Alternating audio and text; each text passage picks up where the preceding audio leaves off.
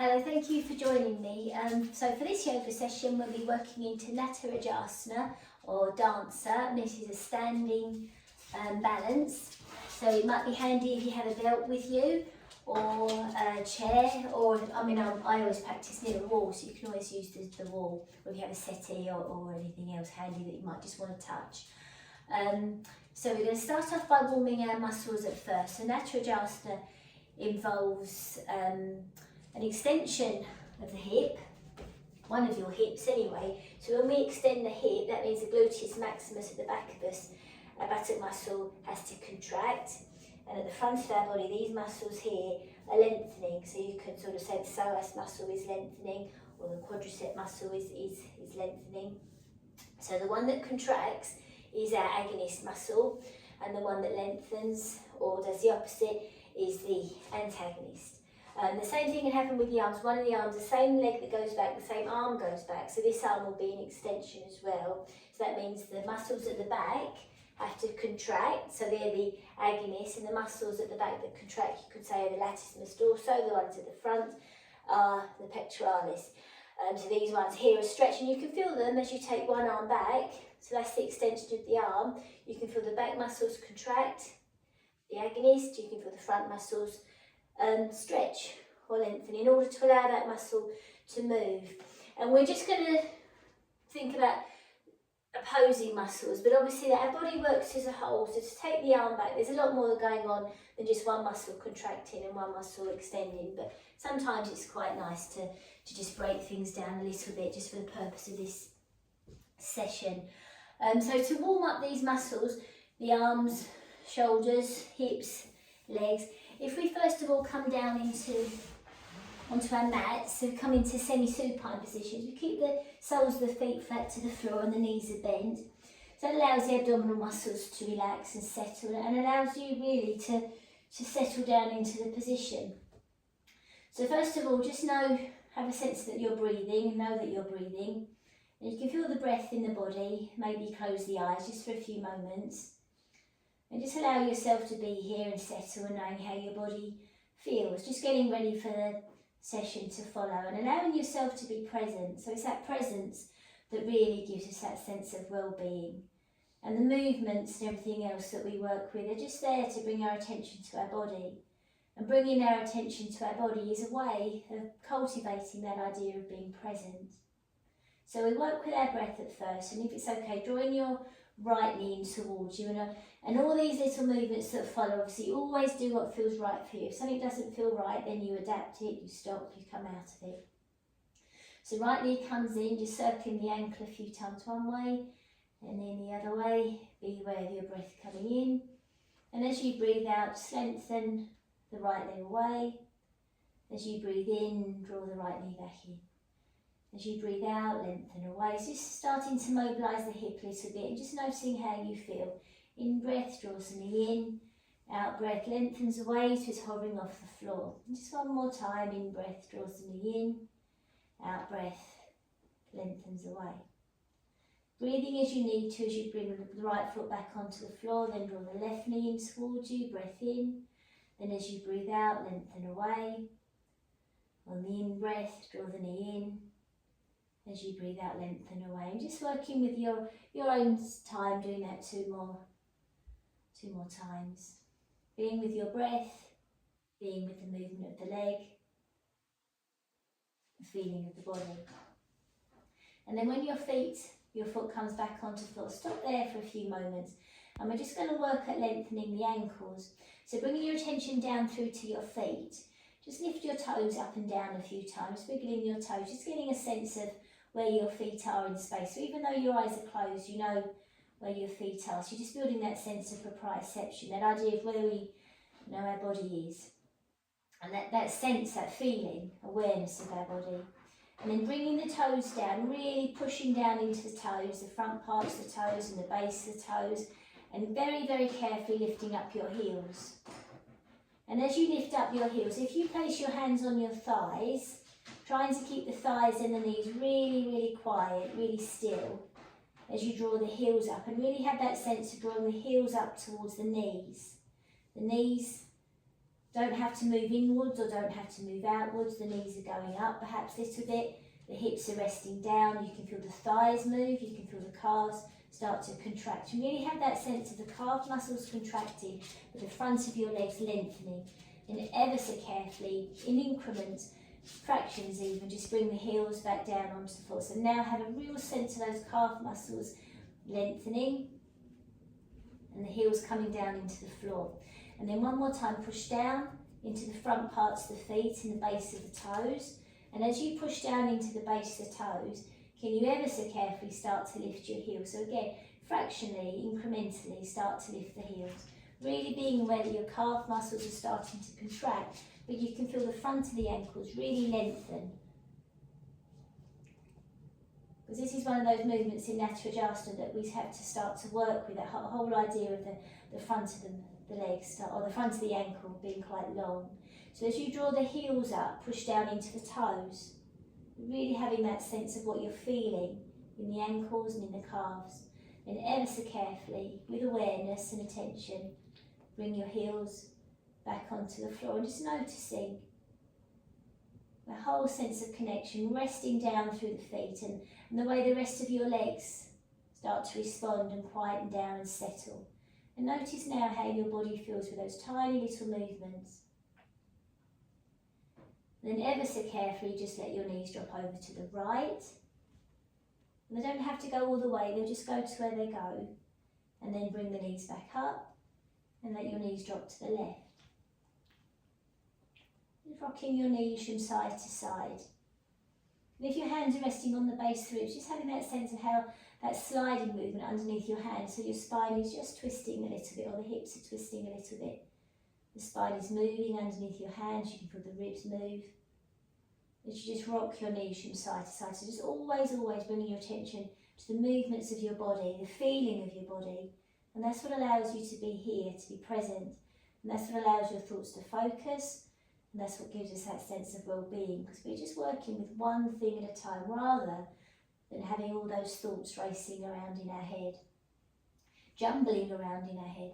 And then bringing the knees back to centre, draw your knees in towards you, just lightly rock from side to side, can wiggle the toes. Notice how your ankles feel, because it's quite strong work in the ankles. And then we're going to come over onto our side, and in your own time coming into all fours. So coming up into all fours.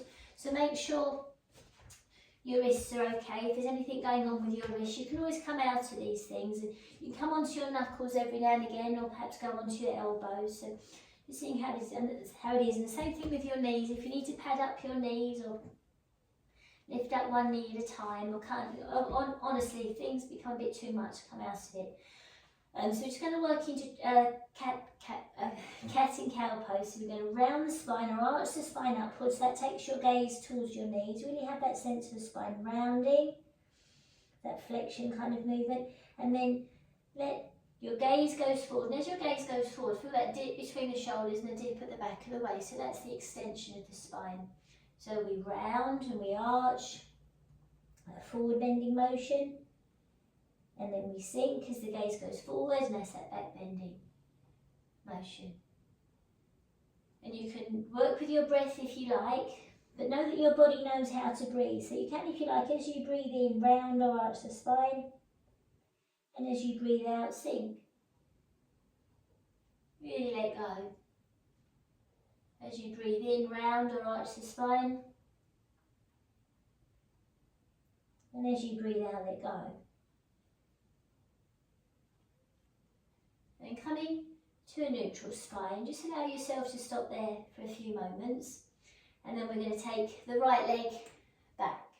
So just a hip height, don't have to take it very high. You can feel the weight going to the rest of the body, you're transferring weight. So, this in itself is a balance. So focus your gaze and then draw the right knee in. Be aware of your breath coming in. We can work with our breath. As we breathe out, lengthen the left leg away. And as you breathe in, bring the knee back down. Breathe in. As you breathe out, lengthen the right leg away. And as you breathe in, bring the right knee back in. Breathe as you need to in between. breathe in. And as you breathe out, lengthen the left leg away. So the breathing coordinated to the breath just slows things down. And as you breathe in, bring the knee back down. Breathe as you need to. As you ever so carefully ease yourself back into child's pose. So you just go to where you need to go. This just allows us to take the weight off our wrists for a few moments. So you can bring the elbows a little bit closer towards the knees. Fold the fingers in and out of the palms.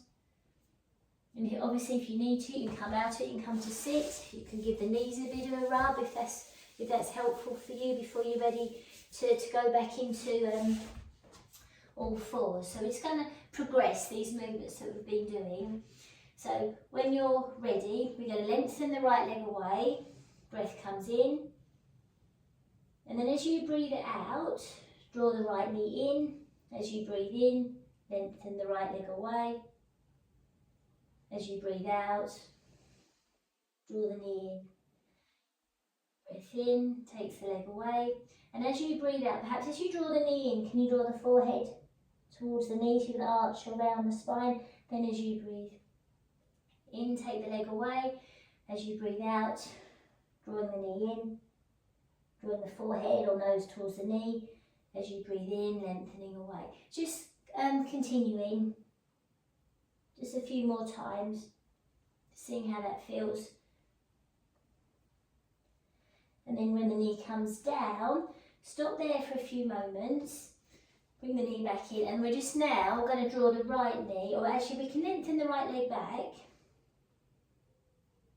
Breathing as you do, and then when you're ready, see if you can draw that right knee in to between the hands. So we're lengthening or stretching that thigh muscle. So see if you can bring the right thigh or the right buttock down towards the heel, so stretching that right thigh, and lift up a few times, easing into it. You can really feel that thigh lengthen or stretch, and then bring the knee back, and then ease the hips back towards the heels. Just ease, give the wrists a bit of a break, that's all that is. And obviously if you need to sit up, come out of it, give the knees a bit of a rub. It's always a good idea to come out of these in between, and we're going to do the same on the other side, on the left side. So when you're ready, come into all fours, and then you're going to lengthen the left leg away. Breathe in. As you breathe out, draw the left knee in, maybe the forehead or the nose towards the knee, just in that direction. As you breathe in, lengthen the leg away. As you breathe out, draw the knee in. You can soften the elbows, you can change position of the arms and all those kind of things, just kind of doing what feels right for you. Just lengthening away as you breathe in, drawing the knee in, rounding the spine as you breathe out. And you know that your spine has to round anyway when the knee comes in, so you're working with the body as it is. And then bringing the knee back down, breathing as you need to, and then draw the left knee to between the hands if possible. Then see if you can bring the left hip down towards the left heel. Lift up and down a few times just to ease into that thigh. It just helps the muscle lengthen a little bit without getting too tight. If you just ease into it without really forcing. And then carefully ease the knee back and ease the hips back towards the heels. Turn your palms up to give your wrists a bit of a break. Fold the fingers in and out a few times. And then we're going to come back into all fours, and we're just going to start to work with the shoulders if it's okay. Okay, so lift up one knee at a time. And like I said earlier, you can always pad your knees up. You can always make sure that you're comfortable. So we're going to take the attention to the right arm. And we're going to lift the right wrist. So you can feel the weight go down into the left hand, so make sure that the left arm can take the weight. Then we're going to take the right arm out to the side, palm facing down, the gaze follows, and then back just a few times, taking the right arm up, the gaze follows, and back. And you might find that each time you can take the arm up a little bit more, just kind of see where you are. Just going out to the side, starting to warm up the shoulder muscles. And then we're just going to do that 4 more times on the left. So lift up the left wrist at first. Make sure you can feel the sense of connection going down through the right hand. Then the left arm goes out to the side and up and lower. Just 3 more times. Then each time you might be able to take the left arm up a little bit more and feel the back of the body really contracting, but the front muscles across the front of the chest opens, widens, lengthens. And then come back to centre, ease back, take the weight off the wrists again, fold the fingers in and out, so you're not forcing or kind of really pushing into the wrists too much all in one go. We give them a bit of a break each time we finish one little set. So then coming back into all fours, so lift up the right wrist so that you can feel the weight go down into the left hand, so make sure that that's doable. This time we're going to take the right arm forward and then lower. And as you take the right arm forward, don't think of stretching forward, think of the right shoulder coming up. The right shoulder is coming up towards the ceiling to lift the right arm. Now if that feels okay, next time you lift the right arm up, forward, take it all the way up, circle round and just touch the back of your right hip or your bottom, and then bring it all the way back round and down. So you're circling up, round and behind. Just seeing how that feels. And the gaze can follow, so it really helps if you allow the neck to go in the same line. So we're not fragmenting the body. We're trying to connect all these movements in our body as much as we possibly can. And then let's just try the same on the other side. But before we do that, just ease the hips back towards the heels. Move the shoulders around a little bit. Let go, take the weight off the wrists if possible. Come to sit up. So we can all just come to sit up. So you take the weight off the knees as well. And just notice how your right shoulder feels. So after doing that little bit of work, right shoulder can feel quite different. Front of the shoulder as well as the shoulder blades. There's a big rotation of the shoulder when we start to do these movements. So let's try the same on the other side. And then we're going to take so first of all, take the left wrist up. So make sure you can feel and you're okay with that weight going down into the right hand. Because you can always come down onto the elbow, or you can always use the knuckle. So take the left arm up at first, and just a few times up and down. You're really getting that sense that you're coming up through the shoulder. So you're lifting the shoulder to lift the arm. And then if that feels okay, let's take the left arm up. The gaze can follow, circle round, so just touch the left hip, then up and back down. And if it's okay, do that 3 more times. But if you need to do a little bit less, do less. If you need to keep the elbow, you can keep the elbow bent and do it like that, if that feels better, or taking the arm long. If the arm is long, it is more work, just because the arm is heavier when it's straight, when the elbow is straight. And then come back, coming to all fours for a few moments. It might help to do a few cat stretches, so you're stretching those muscles in the back of the shoulders that you just worked, and then let go. So you dip and extension of the spine like we did earlier, and then rounding or arching the spine, and then sinking. And then coming into neutral spine, and then just one more thing. Let's see if we can just come down onto our front, coming onto our front, and just supporting your head with your hands. And we're going to bend the right knee, so the right foot comes up towards, or the right sole of the foot comes up towards the ceiling. And then circle the right ankle a few times one way, and then the other way. And then see if you can just let the right ankle just drop. You can, if you like, just pulse it a little bit. It's always good. It's good work for the knees, these things as well. It really helps strengthen the ligaments and tendons around the kneecap, as well as the muscles above and beneath. And then just let the right knee drop in. And then see if we can take the right arm forward.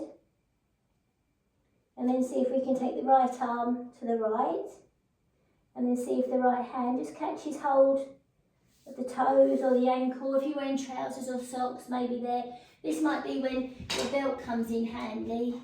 If you need to, you can loop the belt around and see if that's helpful for you. But otherwise, if you're wearing socks or or just the trousers is fine, or just have the hand behind, it's fine.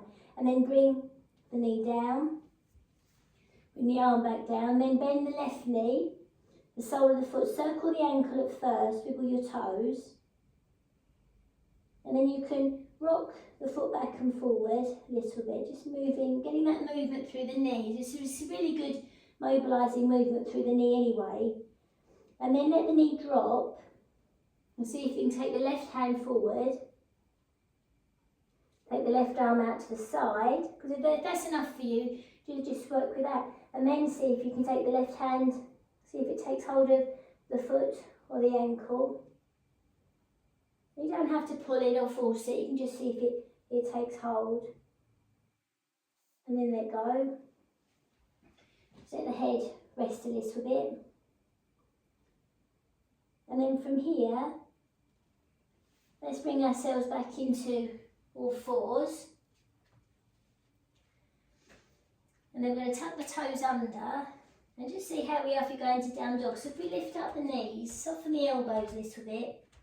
Stop there for a few moments. So these are the opposite movements. So now we're stretching the back of the legs. And the hips are going more into flexion movements. So the abdominal muscles have to engage rather than be lengthened. So let the heels rest down into the floor, towards the floor I should say. Soften the elbows, shake the head around a little bit, move the elbows. And then see if it's possible, can you walk the feet up or walk the hands back? You keep the knees quite bent. Stop there for a few moments. Feel stretch in the back of the legs, because dancer pose, Natarajasana, contracts the hamstrings. So these movements help to lengthen. So we're always trying to do the opposite movements in yoga. So that's how we keep our body balanced and working to its best. And ever so carefully coming up to stand. That's it, beautiful. So coming up to stand. So have your chair near you if you need for balance. Just first of all, equalise the weight between the feet. We just work with this idea of coming into standing on one leg, so never kind of rushing everything. First of all, have a sense of the ground beneath our feet, almost as though our feet can plant into the earth beneath. And just one ankle at a time, lift up one heel so you feel the stretch going down through the right ankle perhaps, as you push down into the right toes. Bring the right heel down, lift up the left heel, push down into the left toe so you feel that stretch through the front of the ankle. And then let go. Just do that one more time, just walking through the feet, just seeing how your balance is, because if you need to hold on to a chair with that one, just be careful, know that you do, and it's fine if you need to hold on or touch something. Then the heels come down, then we can let the hands in front, and this time if we lift up both heels, focus your gaze, make sure you're breathing, you feel that stretch in the front of the ankles, we feel the calf muscles contract, and ever so carefully lower the heels back down. When you're ready, when you next breathe, when you next lift the heels, see if you can take the arms up. Just focusing and being aware of your balance, and then carefully as the heels come down, lower the arms. As the heels come up, take the arms up. Just feeling that contraction in the calf muscles, and then as you breathe out, perhaps bringing the arms down, and then stop there for a few moments. And then we're going to lift up the right heel, focus your gaze, and you can touch or hold on to the chair if you need to, and then just see if you can lift the right knee up and then lower. Equalise or balance between the feet. Then we're going to lift up the left heel, then we're going to lift the left knee up. This contracts the thigh muscle, so you're going into a flexion of the hip, then ever so carefully lower. So equalise the weight between the feet, lift up the right heel. So we're going to draw the right knee up, so this is the opposite movement to Natarajasana because the hip is in that flexion movement, and then lower. And then this time we're going to, same leg, we're going to lift up the right heel, we're going to draw the right knee in front of us, so flex the hip. And this time we're going to send, please see if we balance, touch the chair if you need to, we're going to send the right knee behind us slightly. So now we've extended the hip. So the hip has gone behind us. And you can hold on to the chair if you like. You're going to feel the back of the leg contract and then see if you can just catch hold of the foot, because that helps relieve that contraction in the back leg, because it can make you cramp, and then let the right knee drop. But really feel that length or that extension going down through the front of the right hip.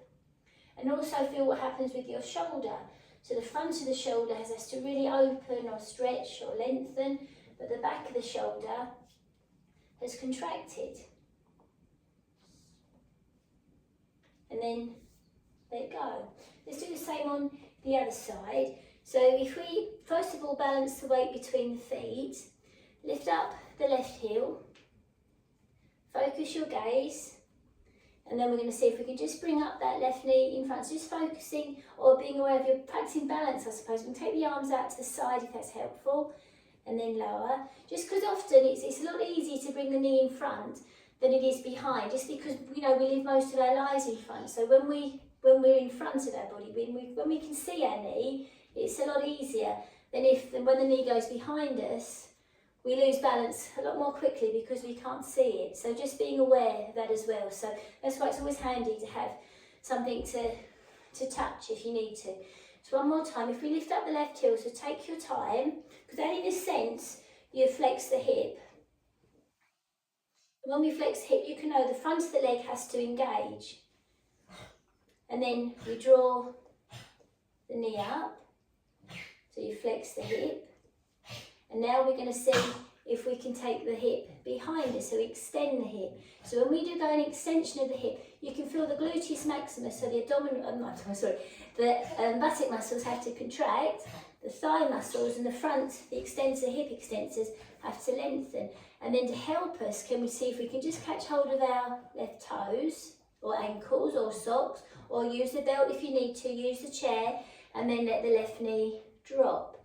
So have a real sense of the hip lengthening at the front of the body, and you can feel the back muscles contract. You can feel the muscles at the front of the body widen, open across the shoulder and collarbones, but you can feel the muscles around the shoulder blades at the back of the body, the latissimus dorsi muscles contracting. So the ones at the back, the ones that contract are the agonists, because they're in agony, they're contracting. The ones at the front, the antagonists, are the ones that are lengthening. And then let go. So you can feel that, hear that coughing, it's my dog's cough. So to do this with a belt, you'd have, it's always a bit more awkward with these things, but you can get the feeling of it. You'd have the belt round the heel of the foot or around the ankle, whatever feels comfortable for you. And it's always, I'd always recommend holding on if you're using a belt. So the belt's round the right ankle, the left hand's touching the toe, and you just take the right foot behind, and then you just wind the belt really. So it might be longer, or it might be quite close.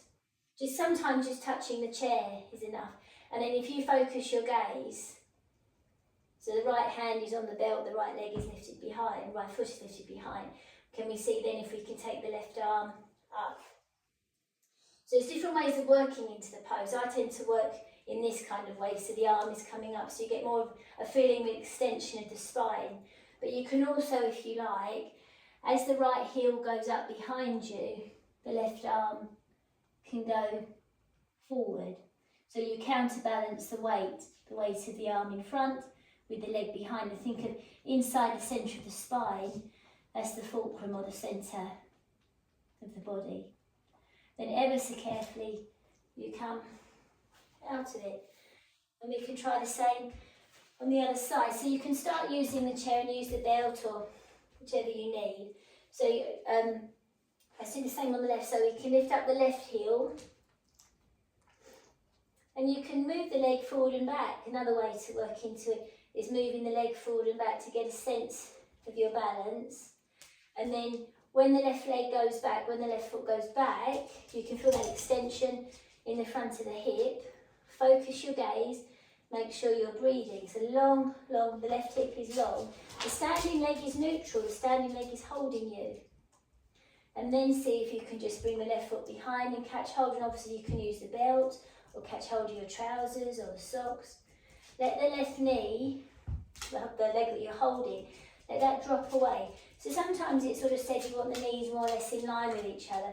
You can take the knee back a little bit if that feels better for you, because then you feel more of an opening across the chest, more of a contraction in the back of the body. So that you can already start to feel that extension in the back. So it's not just the shoulders, the latissimus dorsi at the back that has to contract. It's also the erector spinae, so that the spinal muscles start to contract as well. And as you take the opposite arm up, you feel that opening across the chest even more. And if you take the back leg back a little bit, you can really feel the extension. And then if you go forward, you lose that extension, but you might feel more of a sense of length or extension in the hip. So always having that feeling of what's going on in your body and keeping your gaze focused. And obviously you can hold on or touch the chair if you need to, or you can keep the body upright. And it really is just a sense of moving with your body, feeling how your body wants to be. And then when we come out of it, really allow yourself to balance, to stop. Feel the weight planting down through the feet, and feel the stretch perhaps in the front of the legs. So to counteract that stretch in the front of the legs, we can soften the knees a little bit to let go. We can give the thighs a bit of a rub, a bit of a tap, and even around the hips, because they've worked really hard for us. We can bring the hands towards the knees. We can go into Uttanasana or forward bend, because then we're stretching or lengthening the hamstrings, the back of the legs, and through the calf muscles. We've done a lot of the calf muscles have had to contract in order to work with that extension of the hips. So now we can allow the head to hang, the back of the body to lengthen. Maybe walk the hands forward a little bit or walk the feet back a little bit, so you can go into a bit of a down dog shape. So you have a whole sense that you're counterbalancing Uttara or dancer with down dog. And then in your own time, ever so carefully, you can bring one knee down at a time, or both knees, and ease back into child's pose. So you can now support your head with your hands, or let your forehead rest onto the floor. Just see where you are, be with your breath. Feel the breath in the back of your body. And allowing yourself to settle and slow down, and really having a sense of all those movements in our body to land, to be felt. So we haven't mindlessly done anything. We've really been aware of how we've moved, what muscles we've worked, what parts of our body feel alive, what parts feel aching.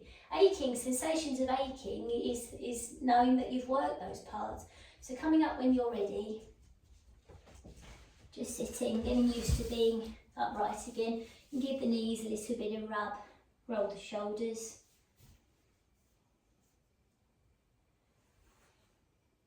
And valuing that time that you've given yourself. So thank you for joining me.